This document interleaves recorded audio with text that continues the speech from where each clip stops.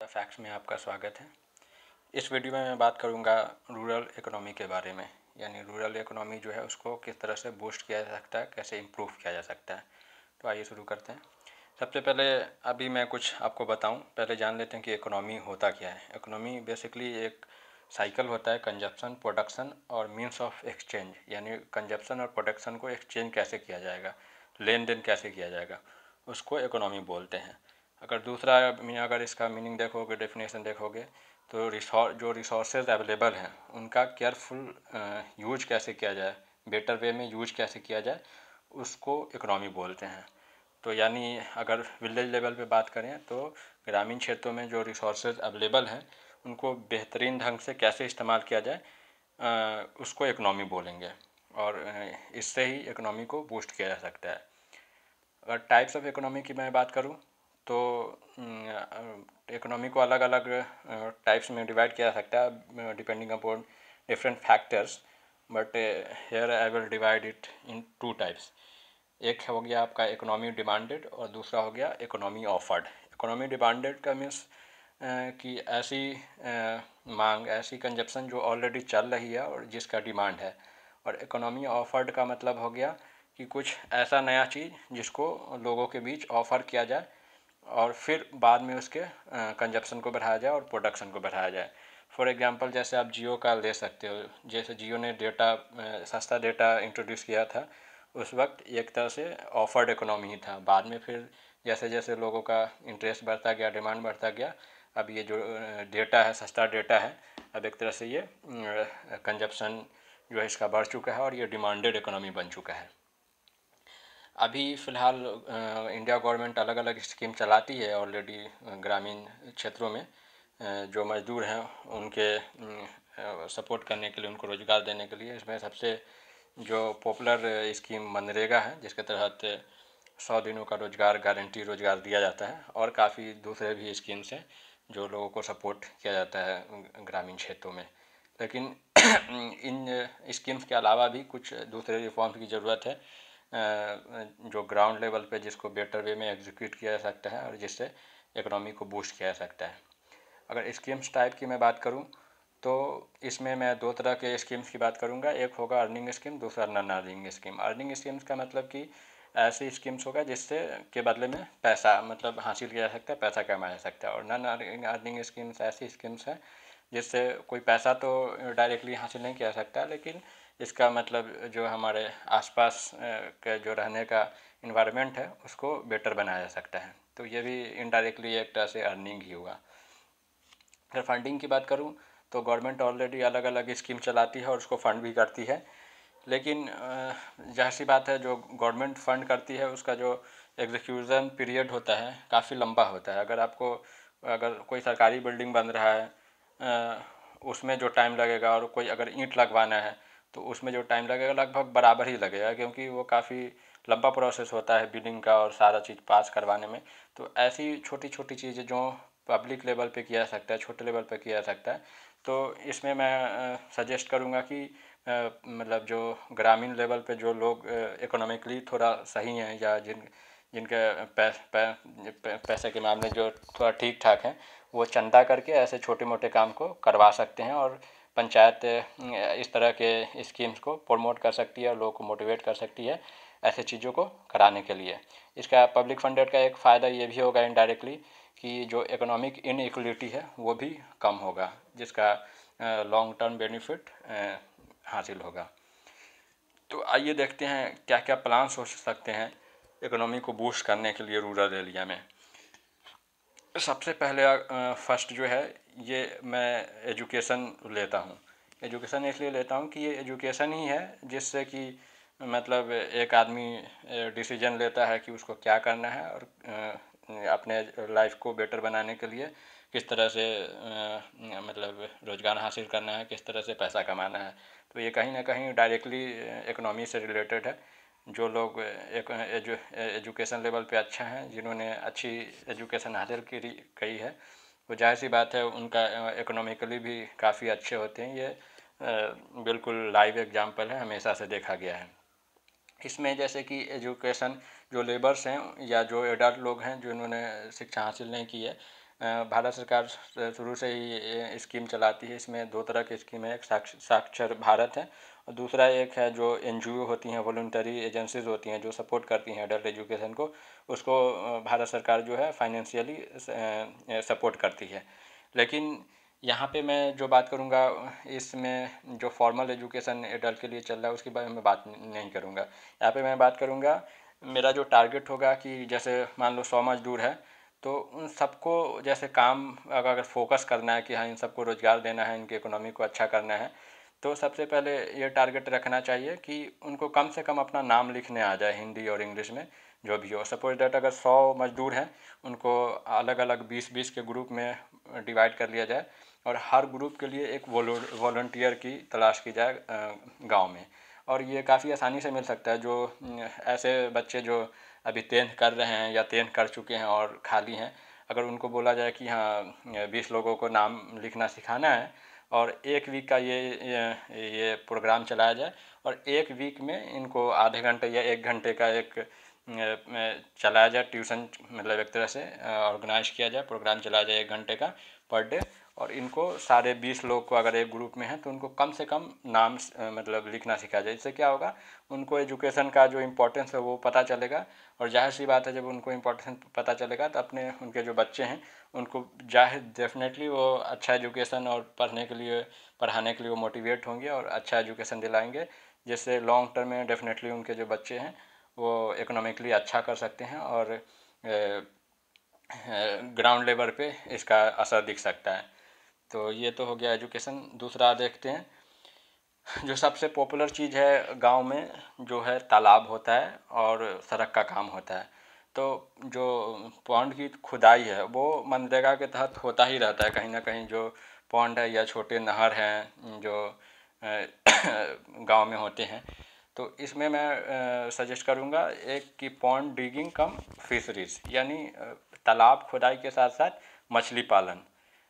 तालाब खुदाई सह मछली पालन, यानी तालाब तो गवर्नमेंट मनरेगा के तहत खुदवाती ही है, लेकिन उसमें मछली पालन भी किया जाए। मछली पालन करने के लिए क्या किया जा सकता है कि अलग अलग जैसे स्वयं सहायता समूह औरतों का बनता है, उसके लिए भी अलग स्कीम है।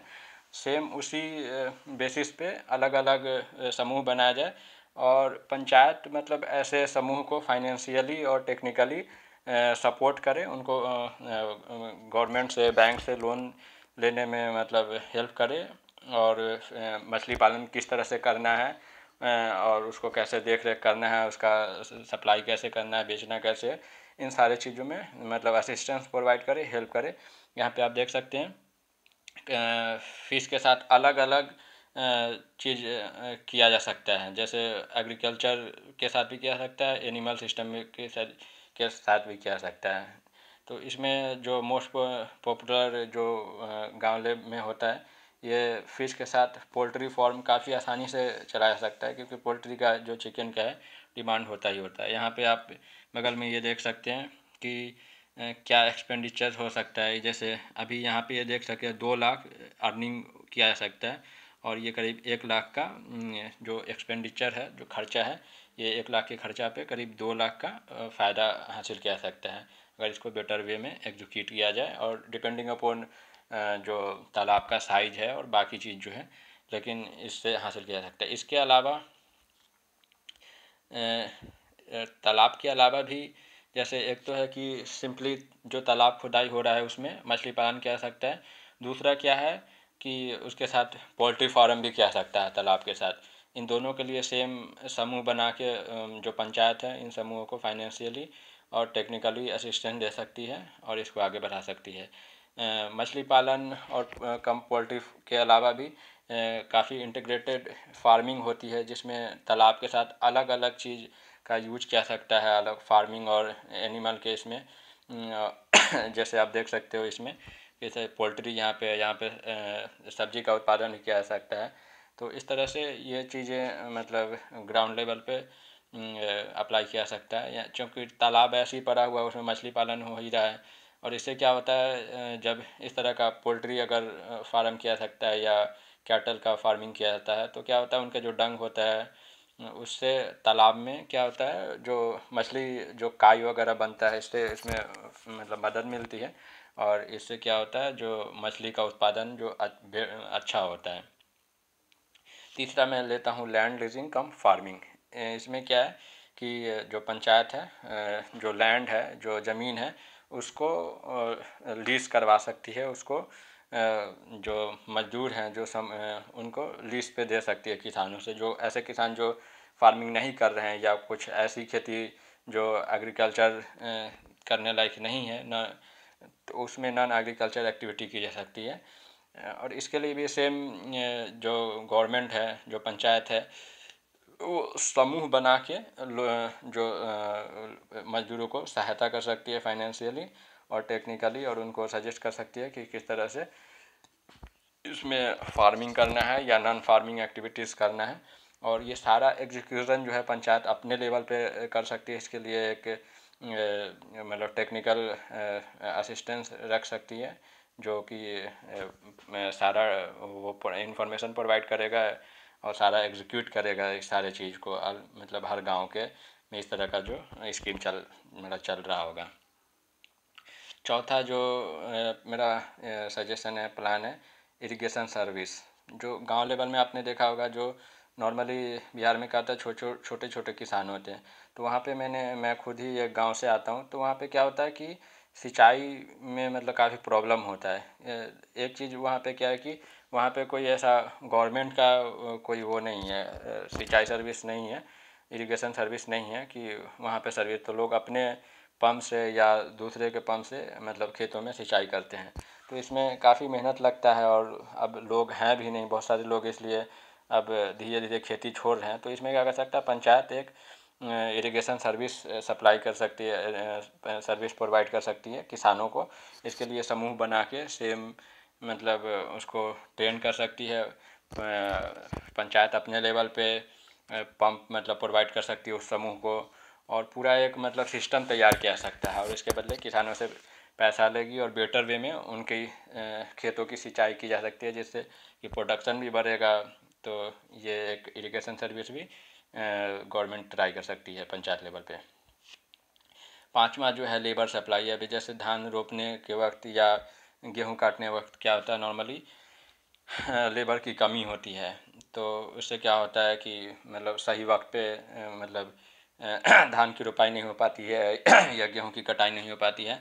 तो सेम इसमें भी पंचायत जो है कि एक लेबर सप्लाई का सर्विस स्टार्ट कर सकती है, और अपने अंडर में लेबर को रख सकती है। जैसे एक पंचायत में 5 गांव हैं, तो अलग अलग गांव में जैसे ही डिमांड होगा तो पंचायत अपने लेवल पे इन मजदूरों को भेज सकती है। क्या होता है कि किसी गांव में ज़्यादा डिमांड है, तो वहाँ पे क्या है, अब मजदूर को मतलब कम पड़ जाते हैं। लेकिन कुछ ऐसे गांव होते हैं जहाँ पे मजदूर नहीं होते हैं, तो क्या होता है वैसे जगह पे पंचायत ऐसे लेबर को वहाँ पे भेज सकती है।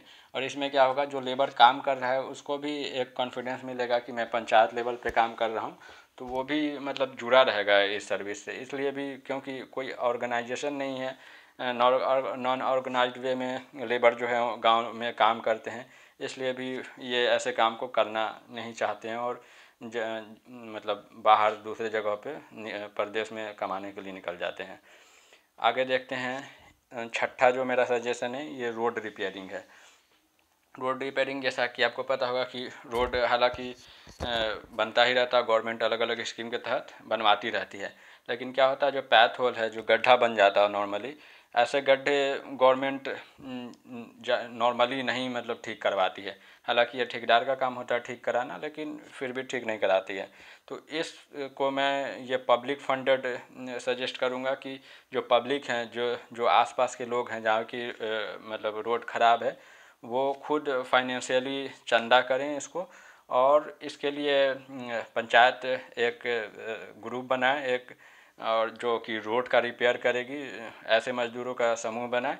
और जो लोग भी इस तरह का काम रोड को रिपेयर करवाना चाहते हैं, वो अपने मजदूर को भेज सकती है पंचायत, और इसके बदले लोग खुद चंदा करके ऐसे चीज़ों को जो रोड ख़राब हो जाते हैं इसको ठीक मतलब करवा सकते हैं। इससे क्या होगा, काफ़ी मतलब अच्छा रहेगा, उनके आसपास पानी भी जमा नहीं होगा, या ऐसे भी अगर बरसात नहीं भी है, अगर ऐसे भी है तो मतलब काफ़ी अच्छा रहेगा कि चलने फिरने में भी कोई दिक्कत नहीं होगा।